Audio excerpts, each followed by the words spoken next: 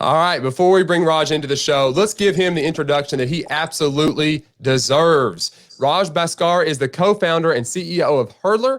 Hurdlr is like a Fitbit for agents' financial performance. It won Realogy's Forward FWD Innovation Competition and has already helped users track $8 billion in finances and save $300 million in taxes.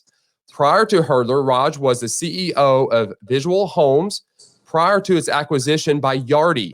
Raj graduated with honors from the George Washington University.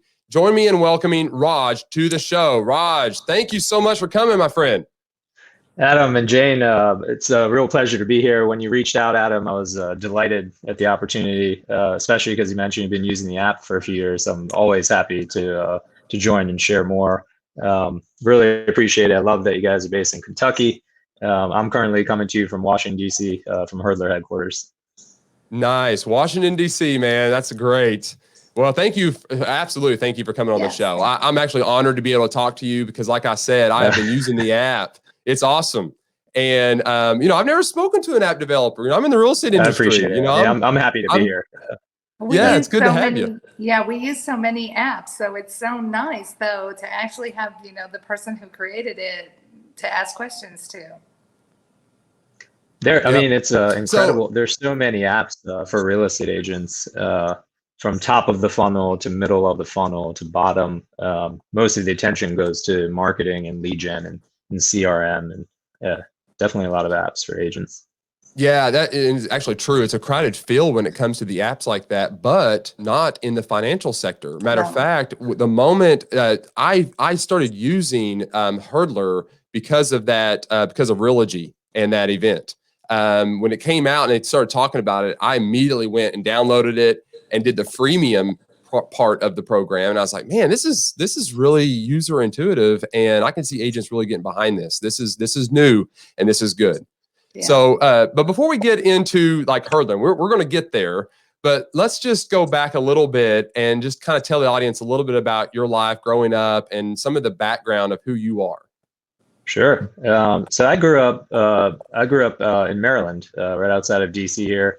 And I guess some things that I think were relevant in my childhood, probably starting in 5th grade, I was selling candy, buying candy at the bulk food, the grocery store, and selling it at school for a quarter. And then I was doing that for a few years, and then there was a golf tournament near my parents' house, and I started selling soda cans there for $1. And then eventually in high school, I had a car detailing business, and all of these were just cash-based businesses. But I really enjoyed doing my own work to earn money, and I actually never spent it. So I just liked earning. I liked earning money, and I like tracking it in my banking. So always small business from a young age. I like seeing it in the bank statement.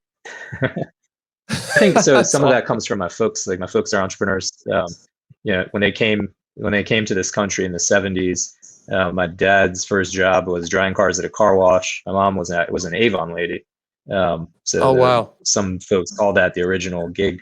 My dad ended up getting a master's in computer science. My mom actually became a software developer, even though she wouldn't admit it today. Eventually they had a business that hit the Inc. 500 3 years in a row in the mid-90s. Now they have the Inc. 5000, so it's pretty. That was from our basement. Started from our basement, and they grew to 120 employees. Pretty good. But I was at home seeing this. So it was pretty neat. Yeah. Wow. So at a young age, then you were subjected, if I will, to coding. Yeah, I actually went to college for. So I started off in computer science. I lasted 3 semesters. I have a team of engineers here. My brother is my co-founder. He's 9 years younger than me. He has a computer science degree from UCLA, Columbia MBA. I also have the street MBA. So I switched out of computer science to go into business because it wasn't for me. Ironically, Gotcha. Even though I've always ran software businesses.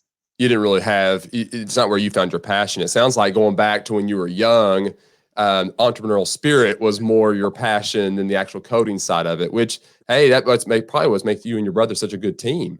Yeah, we're excellent team. And we have we've built a team, a solid team, like of professionals, solid, very solid. That is awesome. It's funny. I can relate to your story in one way. Definitely not the coding part. I'm a geek, but I can't do any of that. I like using the tech, but what I can relate to is the entrepreneurial part, because I was actually homeschooled, and the kids would get on a bus and, they'd leave to school and they'd take their lunch money.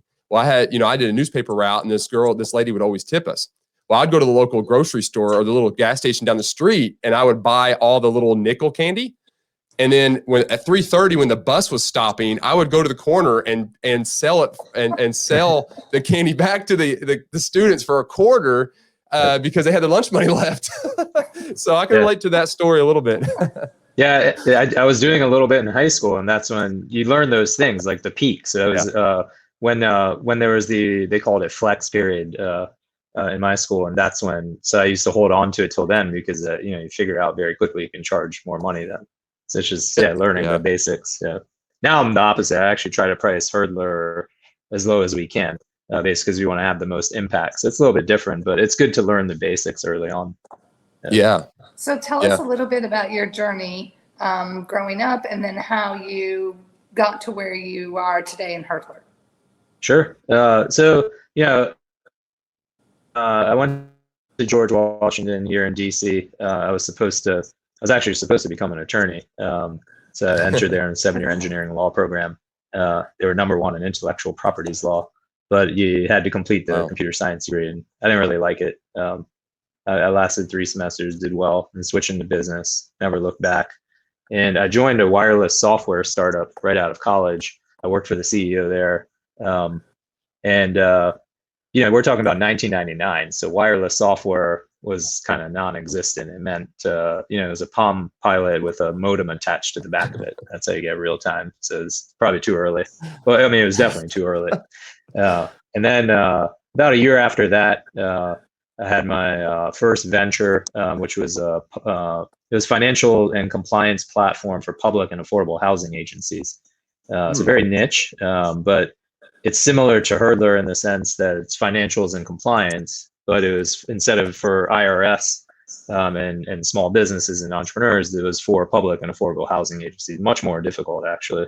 And so I did that, and we built that up over 10 years. We had clients in 35 different states, and it was a nice niche for this company called Yardi, who acquired it. Yardi's big in real estate. They have about half of all U.S. apartment buildings.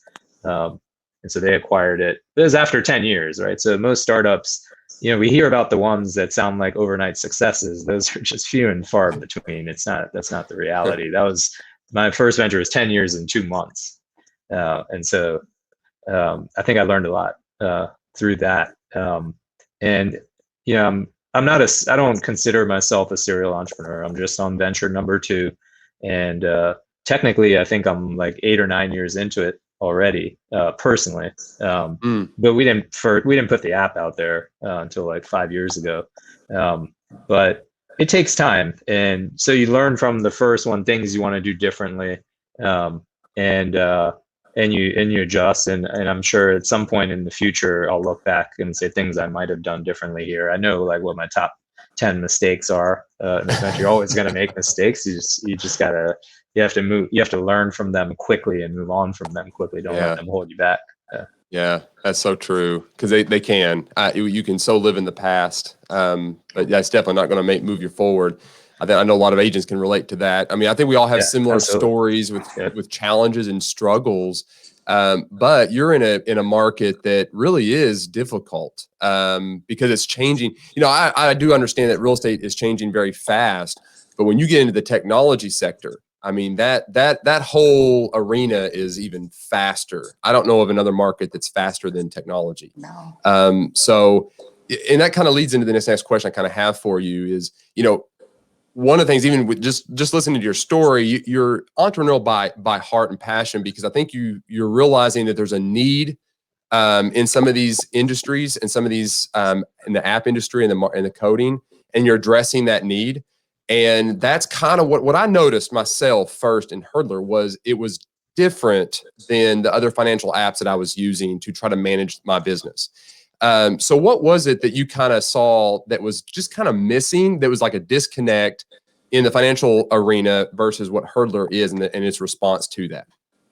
Sure. I mean, the biggest thing I saw is there was a big gap, and the gap was that so you have QuickBooks, right? And QuickBooks is I think fundamentally it's designed for accountants. So most QuickBooks accounts are actually opened by bookkeepers on behalf of their clients. Even though you can go to the website and open up an account, it's not for most entrepreneurs or independent contractors. So that's one end. And then I saw the other end, best case scenario is what we call spreadsheet accounting. And people just tracking their things in a simple spreadsheet. And that's if they're tracking anything at all. The majority of folks actually don't track anything at all still.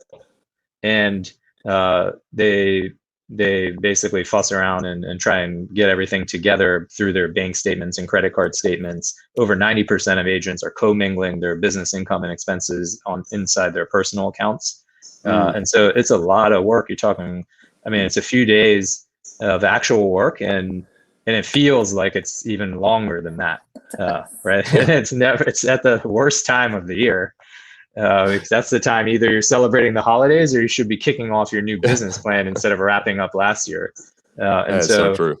These are kind of the things. And then, so that's kind of what we saw like in the market, like the gap that existed. At the same time, the demographics of the market, real estate agents and otherwise, the whole, like everybody, within 10 years, every other person will have some form of self-employed income, whether you call it the gig economy, the 1099 economy, the on-demand economy, side hustles. There's so many different terms, but everyone will have that, or 1 out of every 2 people, working folks, and that'll eventually grow. It's just normal.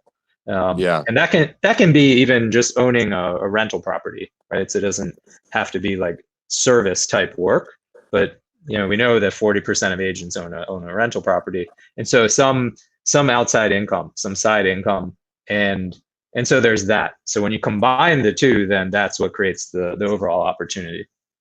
Yeah, that's good, and I think you nailed it. That's probably exactly what I noticed is where QuickBooks. I mean, it's a powerful system, but that's the negative, to be honest.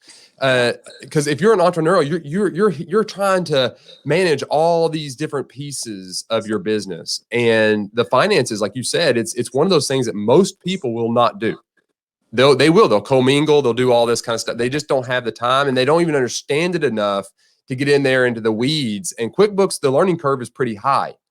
Hurdlr it's pretty much, it's set up to go ahead and just start entering in some details, and we'll get into that. But that's the design. It's an easy entry, and it works. That's what's so exciting for me, because I did the spreadsheet, and then my accountant, just like you said, set up QuickBooks, and it's great, but oh my gosh, it's so much. And there's so many things I don't know how to use or don't use on it. And then that was what was so nice about me downloading your app, was I was like, oh my goodness, I can, because I have several businesses, like you say, and rental property and things. And it was tailored to everything that I was doing. And I was like, this is so much easier. So it's great. Thank you. It's this is the new world, I think. I'll share. So it's not really, not to talk about the app, but it's interesting that over 25% of our users are tracking more than one income stream. Interesting. And so that, I think, tells, it kind of shows like where it's headed overall. So they're tracking at least 2 income streams. Some have many more. And that's just what it's going to be. And so if you think back, And even during this last year, during the pandemic, so if we look at some census statistics, I think it was 1.5 million new businesses were formed, and that was almost double the prior year. And that was in just in Q3 alone. And so what happens is, it's counterintuitive, but what happens during a pandemic or recession, like this happened in 2008, 2006, it accelerates folks starting new businesses because people need it's not, it sounds, it sounds optimistic to say, oh, it's a great time to start a business. That's not generally how it works. It's mostly people need additional money, so they're looking at they need to do these things. So it just that's true. There's a motive behind why they're doing it. Yeah, it's not. Look just at, I mean, even number of agents has grown, right? NAR has put out that their membership base grew so much, and I don't think it's. I mean, obviously the market is hot, but I don't know if I haven't seen a stats. Every time the market's hot, you get a lot more agents in the industry. I think it has more to do with the pandemic. Yeah, well, you're right. They need money. They're looking for a job, or they're looking to make that switch. Finally, but I think you're right. They don't just wake up and say, you know what, now's a good time to start a business. They usually wake up and say, whoa, I got a bill coming. I better get a job, or I better make some money. That's really the motive. Yeah, and you want to be more in control of it, because maybe you lost a job or certain things were put on hold. So you have more control over your business, which is it's a double-edged sword.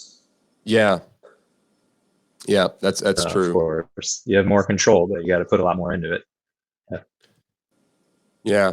Well, let's talk about Hurdlr. Yeah, it's so that's kind of our thing was really to. Go ahead. There's probably a slight delay, I think. I think there's some lag. Yeah, it's fine. Happy to talk about whatever you like. Yeah, you're good. So let's talk about Hurdlr and kind of its unique value proposition. Like, why would an agent want to use this app? Like, what is it about this app that really the agent would say, yeah, okay, this is a good app for me. This is going to work for me. If you don't mind sharing that. Absolutely. So the first, we've done polling, and the number one thing that agents appreciate is that it saves them on average $5,600 a year. And it's doing that by grabbing deductions that they otherwise wouldn't have taken. That's number one. Number two is it saves them time. So the average is, last time we polled, the average is 18 hours. I think that's increasing over time. And these are averages.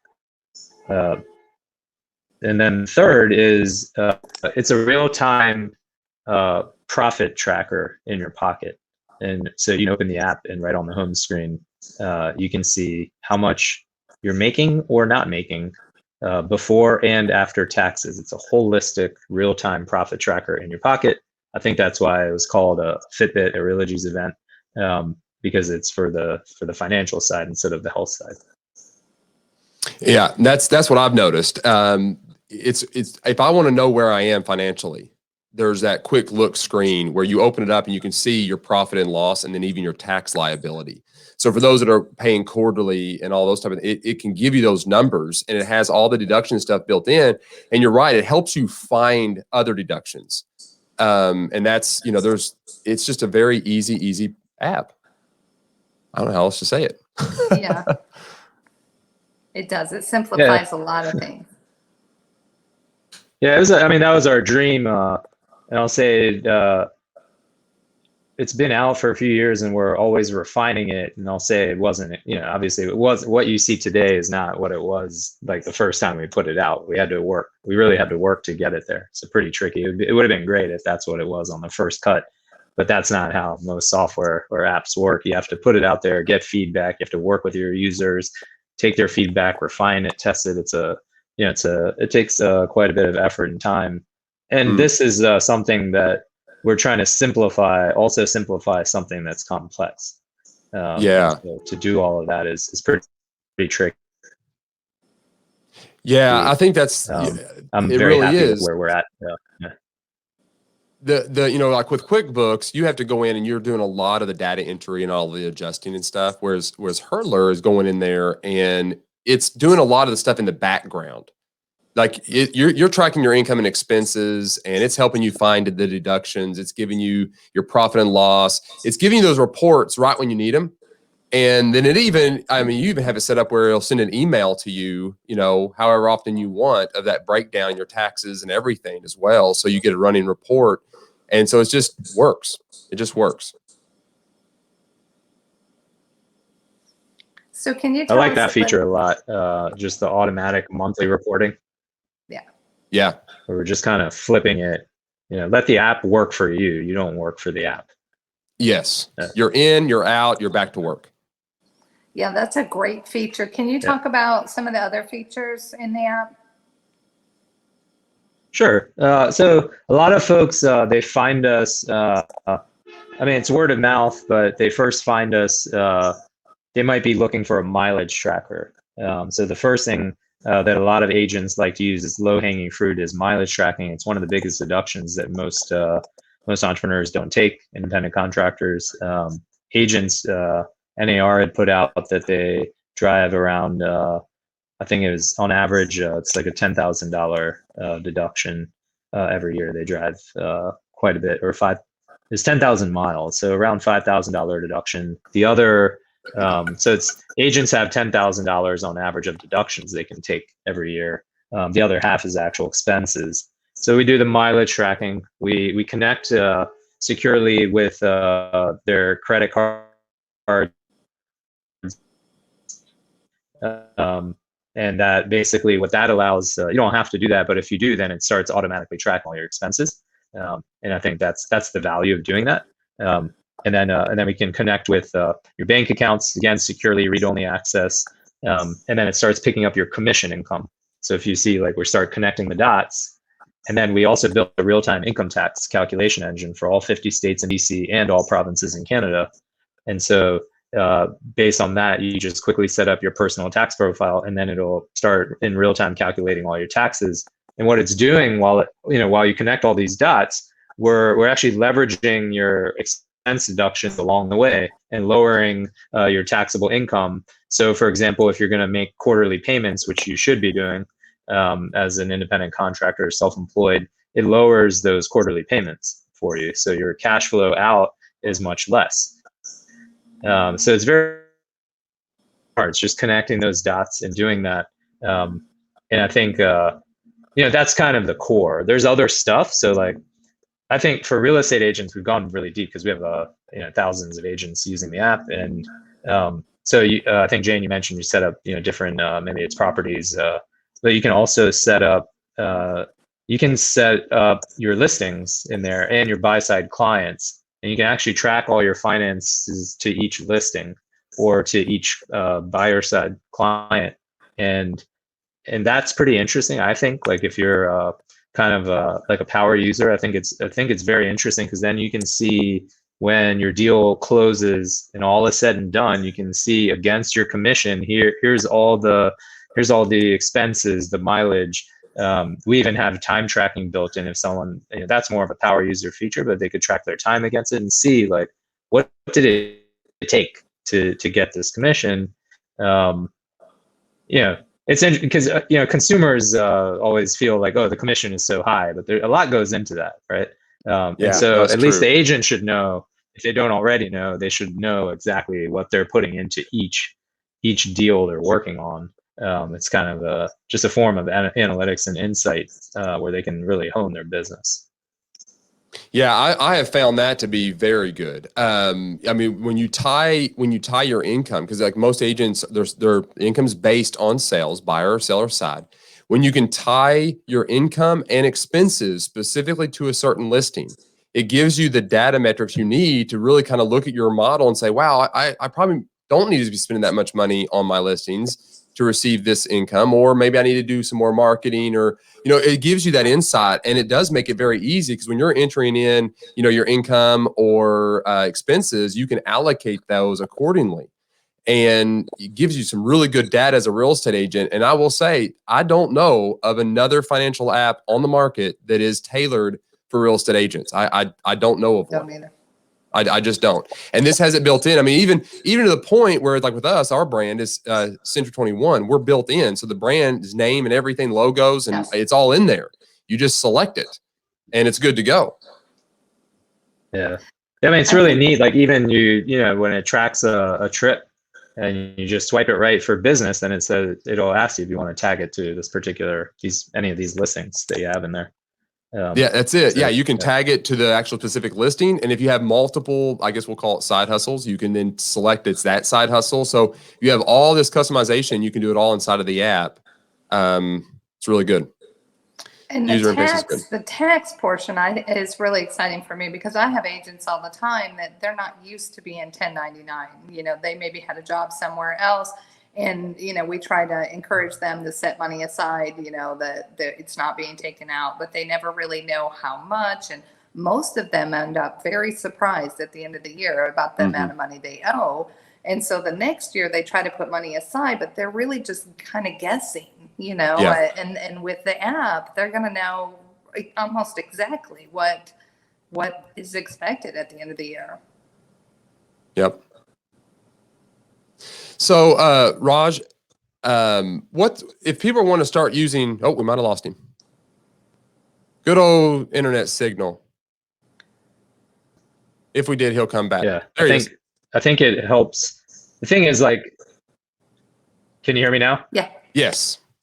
Okay, perfect. So yeah, I heard everything you said about the tax, and I think, you know, a lot of folks find out the hard way about their tax obligations, because, you know, we don't learn these things in high school. We learn other things that are also important, but there should be some basics on tax and all this stuff in high school, really, economics, and it shouldn't be an elective in college. And especially if 1 out of every 2 people within the next 10 years is going to have independent income. Imagine the folks that are, you know, in middle school right now, elementary school. My kids will need to learn it because maybe everybody will have side income in 20 years. But I kind of view it as an expense bucket, not like technically speaking, but like that's one of the biggest buckets of cash outflow for independent contractors and real estate agents. So I think they need to know what that is. And you know, a lot of folks, they just set aside 20%, 30%. We just wanted it to be a little more exact. And then we're also trying to reduce their cash outflow on the quarterly payments. Yeah. Yeah. And it does a great job. I mean, you know, it's got it all in. The codes, the tax code and everything's built in. So the algorithm's at work and it's generating that number, and it's really solid. So Raj, we got a few little wrap-up questions, but before we even get to those, let's talk about Hurdlr as far as getting access to it. What if some agents watching want to start using it? What is the best way for them to get started?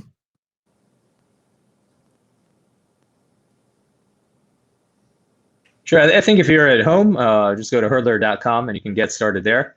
If you're on the road, you can, if you have an iPhone, just open up the App Store, type in Hurdlr. It's HURDLR.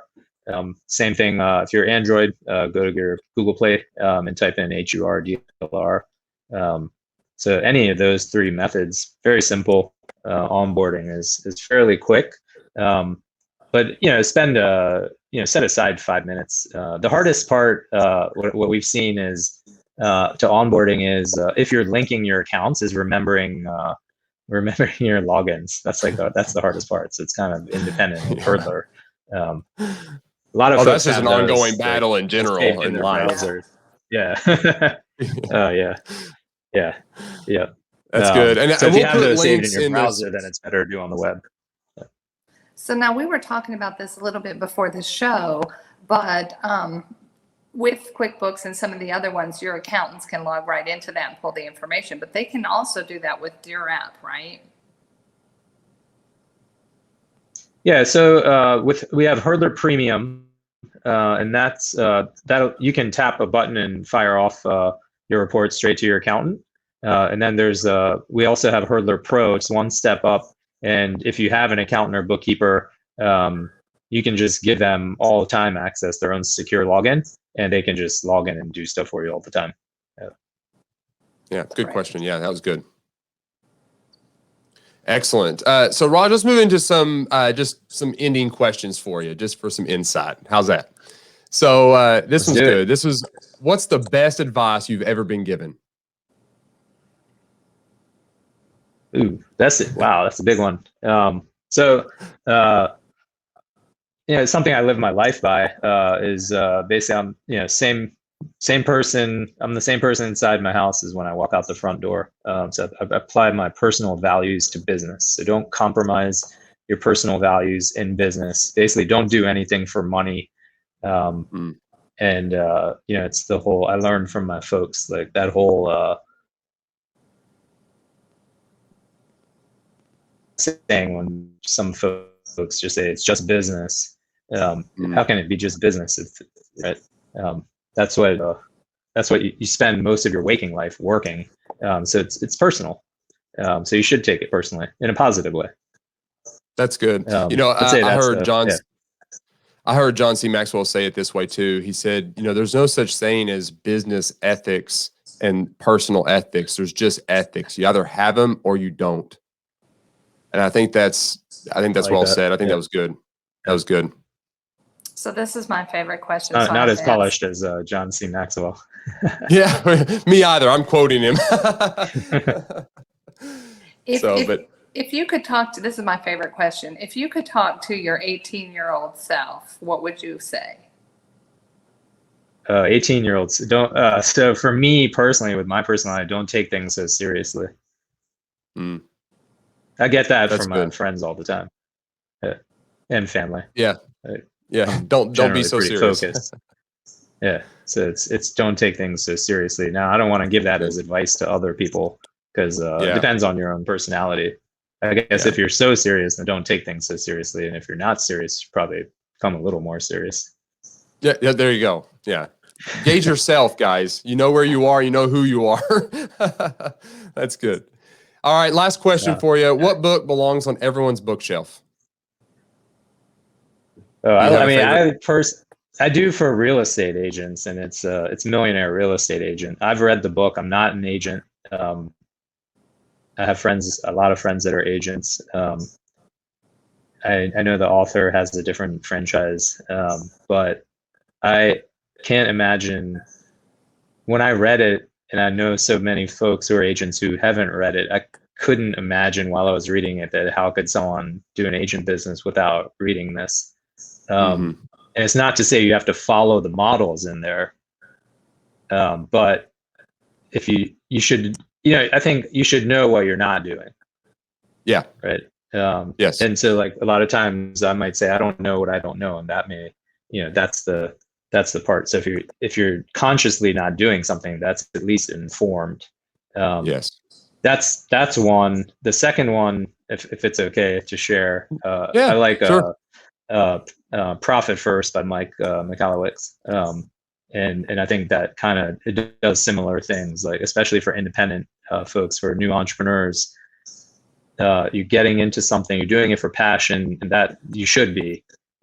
Money is a byproduct of that, but you still have to set up the right models to make sure you're actually making money. And it'll open, even if you don't follow the same models, it still opens your mind to like how to think about certain things. That's good. I've read that book, and it's funny. I almost made that the giveaway book today. It's literally awesome. The book it's sitting right over here on the floor. It was almost a book I made. I was like, yeah, it would go along with this quite well, actually. Yeah. And I didn't do it. So say the name of the first book again, because it broke up a little bit. I didn't hear the name of the first one. But that was the Millionaire Real Estate Agent, MREA. Mm-hmm. Did it break up again? That's a classic. Okay. Yeah. That's a classic. Yeah. It is, but still and it's sold so many copies, but still so many agents haven't read it. So when I'm hanging out with folks and I meet agents and we're talking about stuff, I found that a lot of folks haven't read it. And I think it can help. We can all learn from each other. There's no doubt about that. That's the beauty of books and gaining knowledge. It's there for us. So it's good. Yeah. Well, Raj, I really appreciate you coming on. It's been fun getting to know you and the app. We will put in the description of this video links to the iOS store and the Google store, as well as the website. So if any of you guys are watching and want to, use this amazing software and app, it'll be available to you guys. Use it. And Raj, thank you so much. Definitely, Adam. I really appreciate it. Appreciate the opportunity. Always happy to help where I can. Jane, it was a pleasure meeting you as well. Thank you all so much. Thank you. Thank you. Appreciate it. Have a good day and a good weekend. All right. Thank you. Bye.